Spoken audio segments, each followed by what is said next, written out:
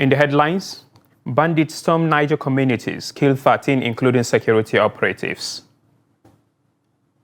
FCT launches mass eviction of beggars, miscreant to boost security. Gayawa residents decried deplorable roads as rains worsen conditions. On the foreign scene, 31 killed, 532 arrested in Kenya's anti-government protests. Hello and welcome to Trust News Update on Trust TV. My name is Idris Bature.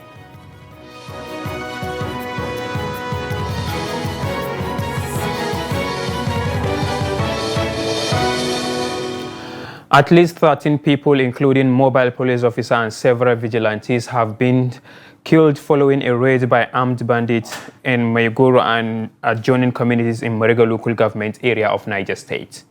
Residents said the attack began on Tuesday and lasted for hours, during which the heavily armed bandits empowered a joint team of security operatives comprising the police and local vigilantes.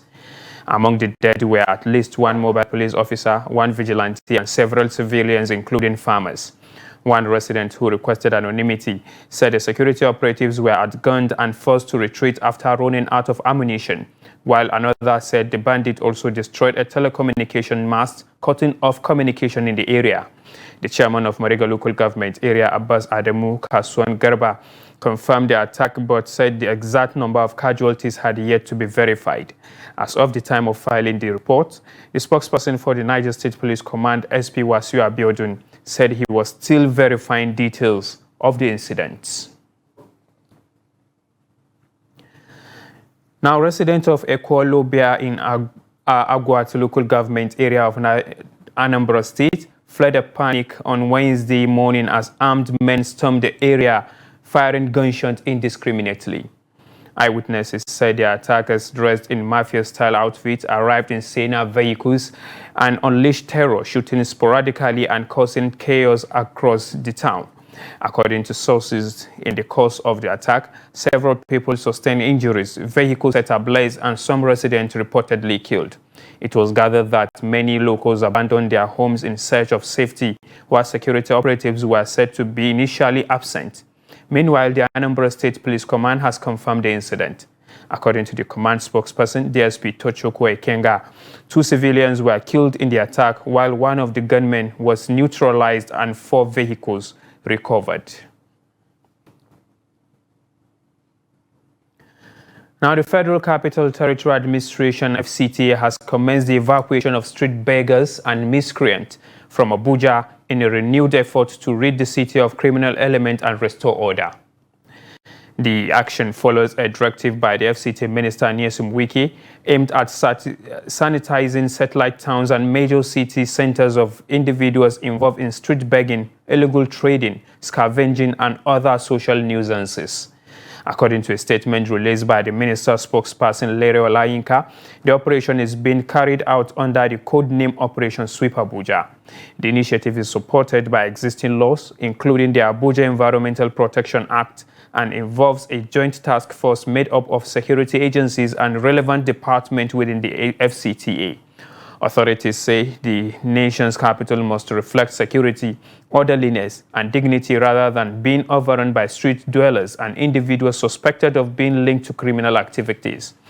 The Joint Task Force has been mandated to apprehend anyone found begging, loitering, scavenging, or engaging in activities deemed harmful to public safety. Now, residents of Gayawa ward in Ingongo local government area of Kano State have decried the prolonged lack of basic amenities, especially the deplorable condition of their roads, which have remained neglected for decades.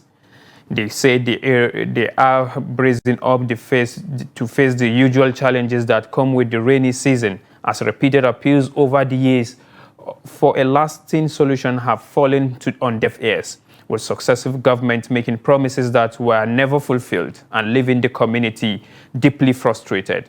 Trust TV's Abdulaziz Ibrahim has more. Once again, residents of Gayawa are raising their voices to draw the attention of the authorities to the dilapidated state of roads and drainage systems in the area. The people here say their cry for help has remained unattended over the years. So the issues we are having here, most importantly, is bad roads. And these roads, this road you are seeing now, it has been more than 30 years. This road is been like this. You can see the road. We call this road Titin Nasari, and we have that of Titin Badaru, and we have that of Titin Java. So those roads they are all damaged. They are even more than spoiled. Gaskiya wannan titi muna fama da matsaloli shekara da shekaru. Gaskiya musamman lokuta na damuna. Every year around this time, once the rains become heavy, we are forced to abandon this road and look for other routes. Gaskiya hakura ake da titi din gaba daya. Kullun sai yaudaran mu ake yi. Mun gaji da gafara samu baka kawo ba. Gwamnatocin baya ma sun. The previous government made promises to us, but nothing came of them. It looks like the same thing is happening again. They always find a way to bring us ballot boxes for elections, but now we don't even have good roads. I feel there shouldn't be any further elections here until the roads are fixed. With the rainy season fully here, anxiety is growing over whether the recent interventions by the Kano state government to address urban flooding will actually make a difference. Communities like Geyawa have long borne the brunt of flooding during the rainy season, as residents recount how this gully erosion has plagued the area for nearly 40 years. Since 1979, we've been appealing for this road. They've been deceiving us. During flooding, many young children have lost their lives, and even some houses here are barely accessible. This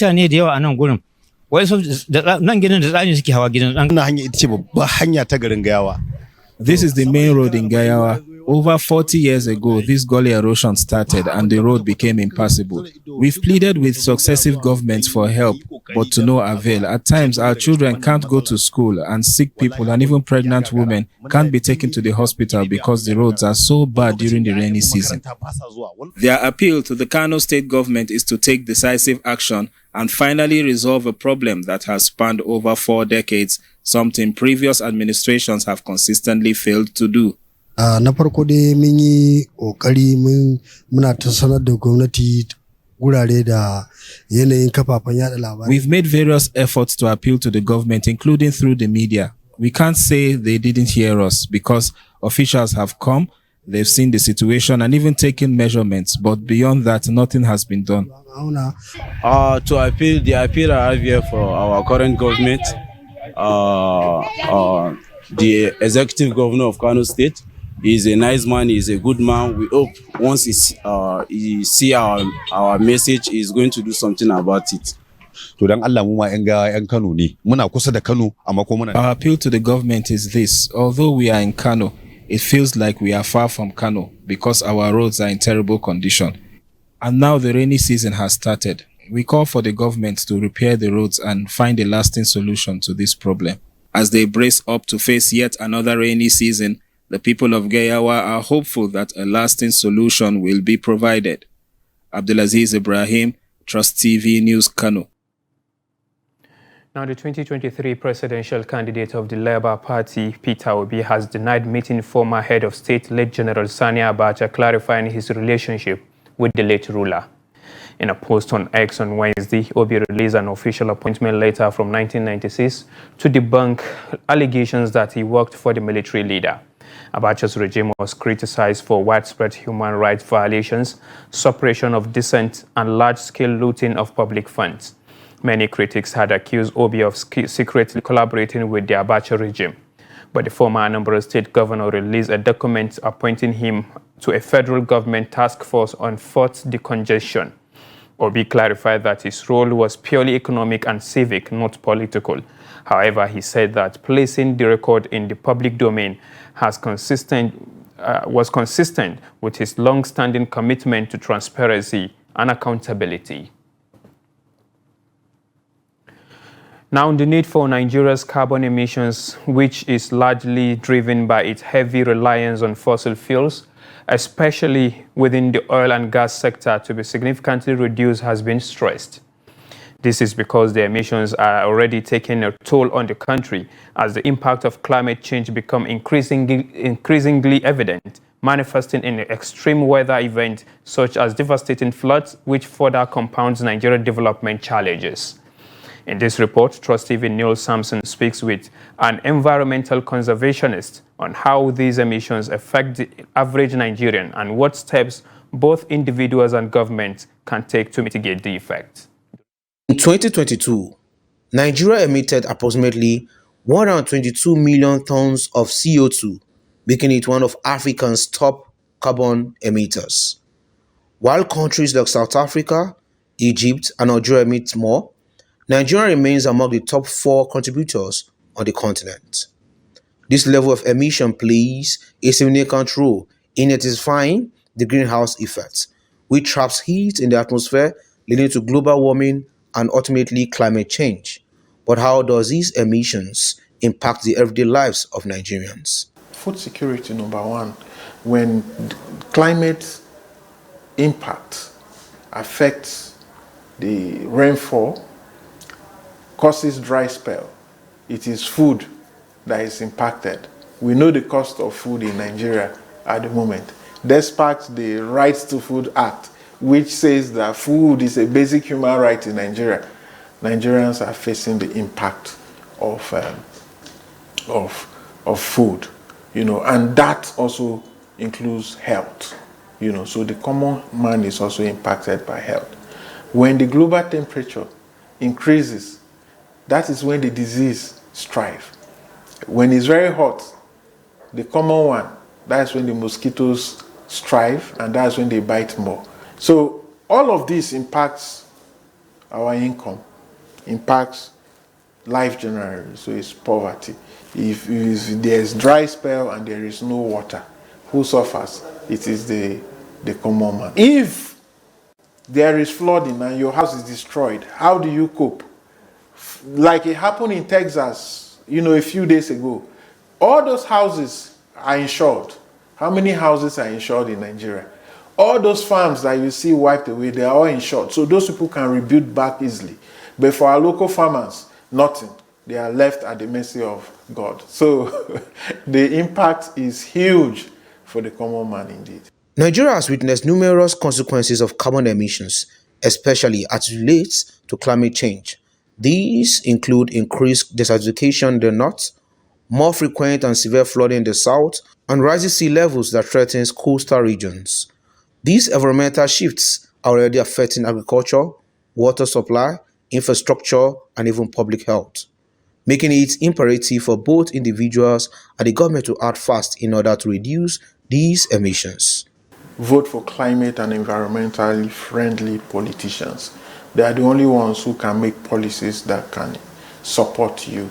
They should be able to tell you what they can do for climate, what they can do for climate insurance that will support your livelihood, and make you have a life, not even to talk of a better life. And that's why when I hear all these coalition talks and all the political parties coming together, you never hear any of them talk about one of the biggest threats humanity is facing today, which is climate change. They're just thinking about, power, and you don't hear, some of those things. The little you can also do is to reduce your carbon footprint. So what are those activities that you are doing that are emitting gases? Carbon emissions refers to release of carbon-containing gases, mainly carbon dioxide, into the atmosphere. These emissions result from human activities such as burning of fossil fuels, transportation, industrial processes, and desertification, which significantly contribute to global warming. According to stakeholders, curbing this trend will require actors to prioritize renewable energy, enforce environmental regulations, and raise awareness on sustainable practices. Noel Samson reporting. Now, the National Agency for Food and Drug Administration and Control, NAFDAC, has uncovered a large-scale illegal operation involving a sale of fake chemicals, expired food flavorings, unauthorized fertilizers, and repackaged pharmaceutical raw materials in the Alapere area of Ketu, Lagos. Following credible intelligence, the agency launched a raid that led to the arrest of several suspects and sealing of 3 warehouses stocked with harmful substances. NAFDAC's Director of Investigation and Enforcement, Martins Iluyomadi, said the operation targeted a criminal network engaged in food and chemical counterfeiting. He noted that individuals involved posed as legitimate business operators while endangering public health through the illegal packaging and distribution of expired substances, some of which were redirected for use in food and drug production. The raid also uncovered controlled and high-risk materials, including fertilizers that require special clearance from the Office of the National Security Advisor, all stored without proper authorization. Now, a few days after stepping down as the national chairman of the All Progressives Congress, APC, the former Kano State Governor Abdullahi Umar Ganduje has been appointed as the chairman of the board of the Federal Airport Authority of Nigeria, FAN. The appointment was officially announced during the inauguration ceremony of the newly appointed FAN board members held in Abuja. Further details of the development are expected shortly. Now, this is the news update on Trust TV. Coming up after the break. Urban growth, firewood demand push ecosystem to the brink. More news when we return. Do stay with us. Welcome back. If you are just joining us, this is the news update on Trust TV. Let's take a look at our top stories again. Bandits storm Niger communities, kill 13, including security operatives. And FCT launches mass eviction of beggars, miscreant to boost security. Now moving on to more stories. Kuje Area Council of the FCT is gradually losing its forest reserves as environmental crisis unfolding amid growing demand for farmland and housing driven by rapid population growth.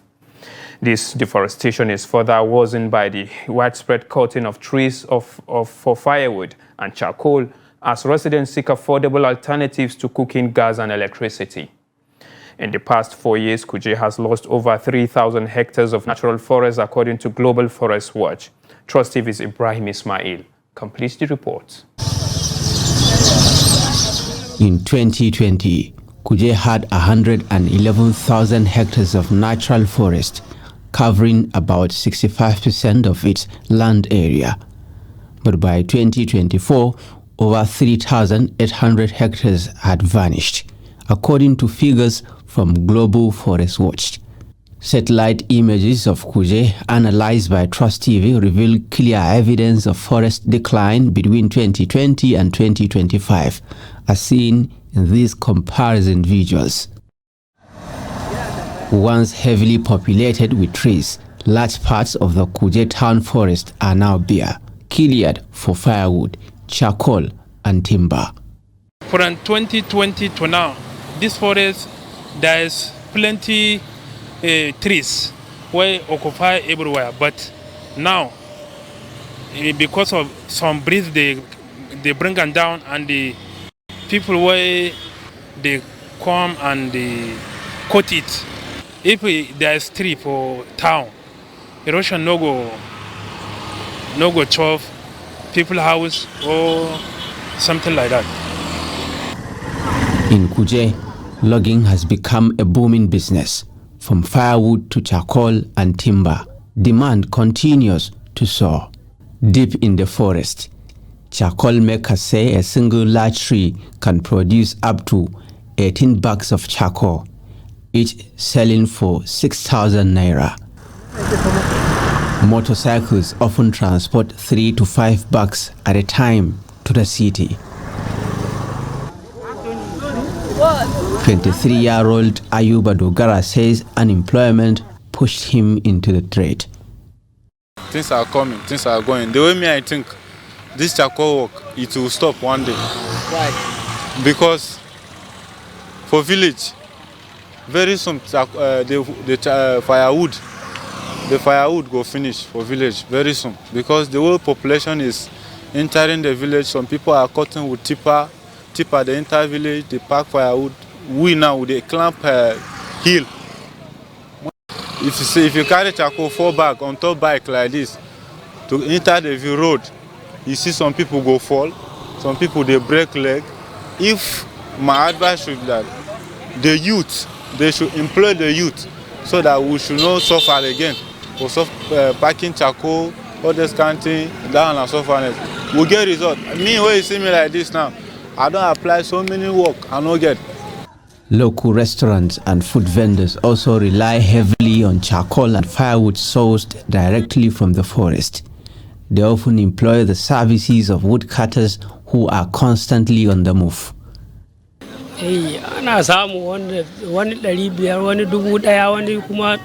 To cut some firewood, I earn between 500 naira and 1,000 naira or less. To cut a truckload of firewood, it costs 12,000 naira, 10,000 naira, or 11,000 naira. Experts and residents warn that the ongoing deforestation in Kuje poses serious risk to the environment, including loss of biodiversity, desertification, and climate disruption. I'm afraid the trees will be depleted. Now firewood is scarce and not widely available anymore. Back then, a truckload cost between 15,000 naira and 20,000 naira, but today it costs 100,000 naira or 80,000 naira due to the scarcity. And without adaptation and mitigations, these impacts are going to be more severe. People are going to face more difficulties. A lot of people may actually die. It opens spaces for diseases because, certain diseases are prevented from, affecting certain communities due to their local vegetation. So when you wipe out the trees, among other vegetation, you expose them to so many environmental and health risks, and that is not good. It's not healthy. In 2024, the Minister of Agriculture and Food Security, Senator Abubakar Kyari, inaugurated the National Task Force on the European Union Deforestation Regulation to ensure Nigeria's compliance. However, experts argue that policy effort alone won't solve the problem. When you are hungry, you have to go and find sustenance. Now, where the government can come is in providing alternative livelihood for some of these people that are into charcoal business. Without viable alternatives, this practice will continue. And sustainable afforestation programs are part of what we call sustainable development goals that the government should actually be aware of. Like many forest reserves across Nigeria, Kuje is under increasing pressure from the rising demand for wood-based fuel, largely due to the high cost and poor accessibility of cleaner energy options like gas and electricity. Ibrahim Ismail, Trust TV News, Abuja. And away from Nigeria, at least 31 people have been confirmed dead and over 100 others injured following nationwide anti-government protests across Kenya. The Kenya National Commission on Human Rights said 532 protesters were arrested, with reports of 2 forced disappearances. The demonstrations held on Sabbath, an annual demonstration of commemoration of Kenya's 1990 push for multi-party democracy, erupted into violence in cities including Nairobi and Eldoret, with police deploying heavily armed units. There were widespread allegations of police using excessive force and collaborating with armed gangs. Several supermarkets and public facilities were vandalized and numerous roads were barricaded amid the unrest. Rights groups, including the Police Reforms Working Group and the Law Society of Kenya, criticized the use of military-grade weapons, masked officers, and unmasked vehicles, all in defiance of court orders. And with this, we have come to the end of the news update on Trust TV. Do not forget to follow us across all our media platforms and also watch us live on YouTube for more news programs and documentaries.